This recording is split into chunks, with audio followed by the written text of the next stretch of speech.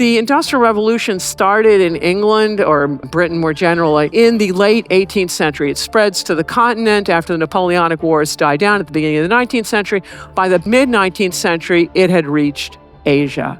And it's profoundly disruptive to traditional societies whose traditional security paradigms no longer work when they're facing the weaponry of the industrialized age coming at them. So Japan's looking at the world with this incoming industrial revolution, or the powers that have benefited from it, and it's watching its neighbor China being defeated twice in war, and they're horrified, not just appalled. So they're looking at it and going, you know what, maybe we'll be next.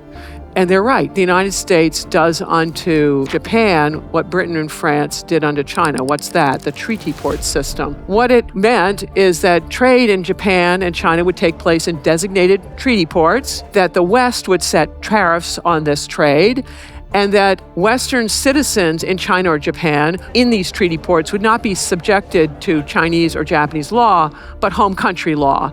And when Chinese and Japanese citizens were in Europe and the United States, they most certainly were not dealing with home country law. They were dealing with US or Western law. So it was not reciprocal in any way. It meant that China and Japan lost their sovereignty when these treaties go in.